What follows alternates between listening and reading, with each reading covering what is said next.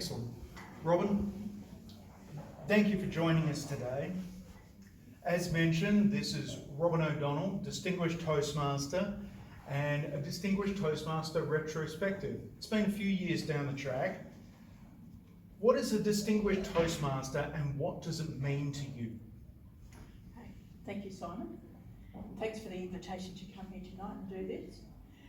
A Distinguished Toastmaster, or DTM, is a Distinguished Toastmaster, and that encompasses someone who's completed educational goals and leadership goals, contributed to their club and within the broader district, as well as improving and learning as a speaker.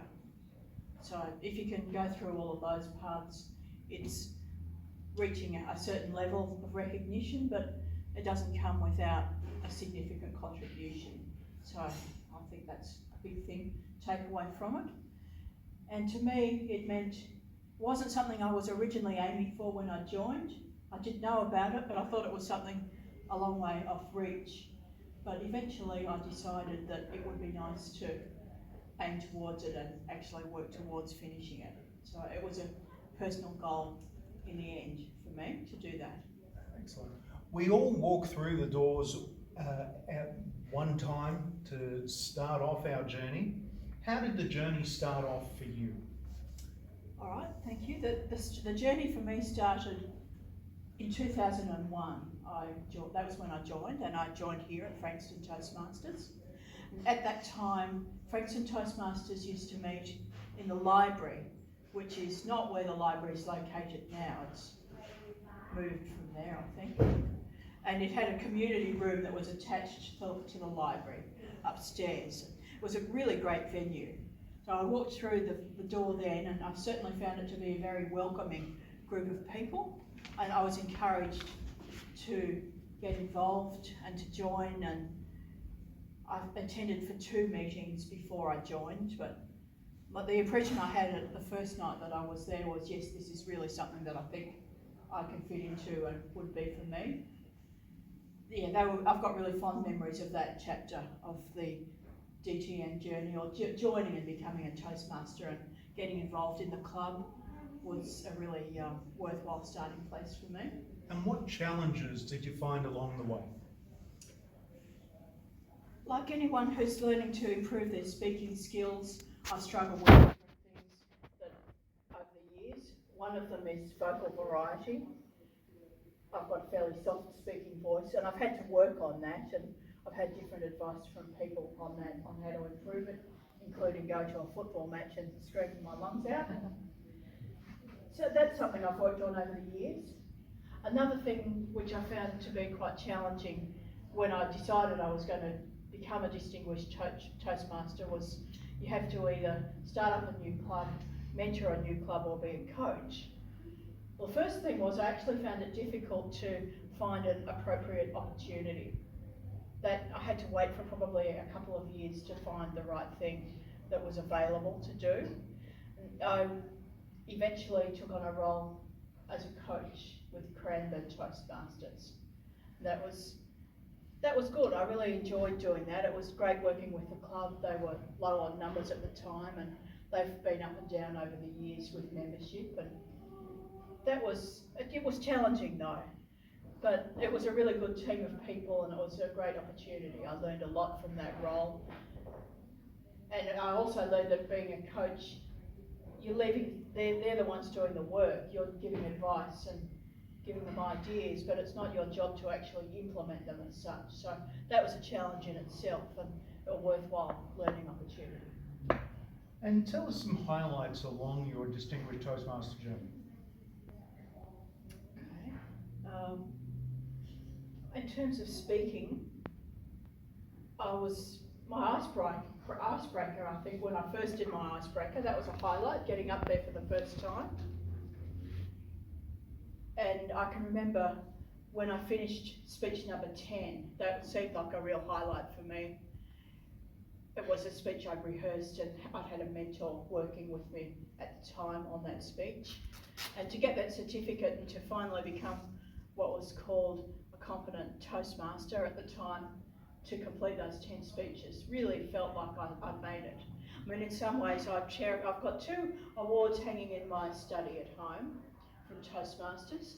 The first one, in fact, we used to have somebody at the club who had a framing business on the side, and he used to frame people's certificates.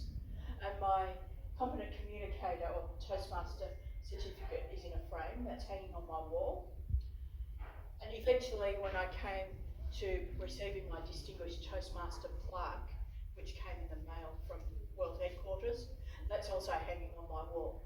And I thought they were nice bookends to have the beginning and the ending of that journey. Absolutely.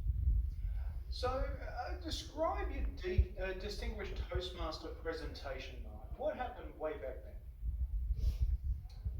Actually, it was early in the year that I finished, as in the Toastmaster year. I think it was either July or August that I became a Distinguished Toastmaster. So it was actually quite nice for me. It was a bit of an ongoing party throughout the year with different award nights and celebrations. The one that I would cherish the most was at Frankston. I'm not sure if you were there at the time, Simon. It's before my time. Before your time. But it was celebrated with the club. David Hughes was someone who encouraged me to complete the Distinguished Toastmaster journey, and he was involved in the presentation. And Bill Williams as well. He was one of the first people who I met when I joined the club, along with everybody else who was there for the night.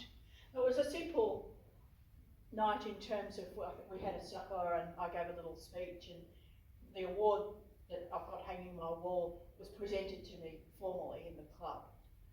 But it was just such the feeling of being amongst the people from the club who helped me along the way, and to celebrate with Frankston was really something.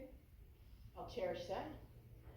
Then we also had the opportunity at the district conference, which was in May the following year, for me to get it presented. You got presented there, and I had a breakfast, and I had the opportunity to give a speech there as well. So that, I guess, I would treasure as well, to celebrate it with the larger Toastmasters family.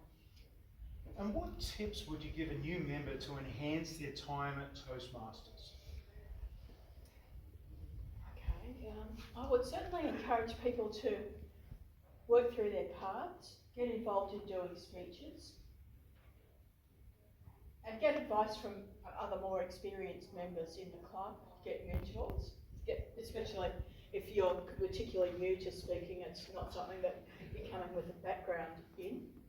So get involved. Take every opportunity to get up there, whether it's to do an impromptu speech or formal speech. Keep working on your awards. I'd also encourage people, a newer member, to, once they've found their feet, to get outside the club and visit other clubs, take up leadership opportunities. Because that's one thing I found. I didn't actually venture outside of Frankston Toastmasters for probably about 2 years, other than to maybe attend an area contest. But once I started to get involved outside and go and visit other clubs, go to the conference and really build up the network, and that really opened up the opportunities of what Toastmasters had to offer. So I'd certainly encourage new members to consider doing that as well. Is there any questions from the floor?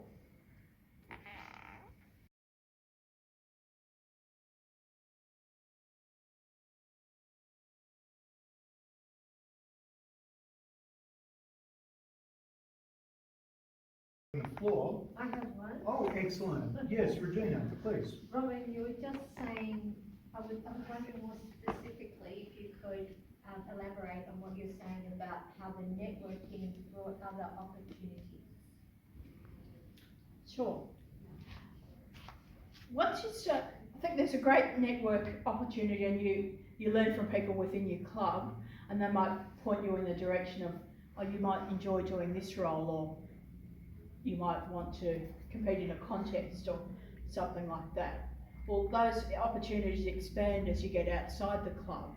You might go to a district conference and you might be inspired to take on a leadership role. Well, just in conversations that you have with different people, they might say, well, you did you know that you could get involved on the district team doing this role? Or say, for example, one year I was the Sergeant at Arms for the district and looked after the flags. And that's not something I would have really thought of doing, except someone suggested it to me.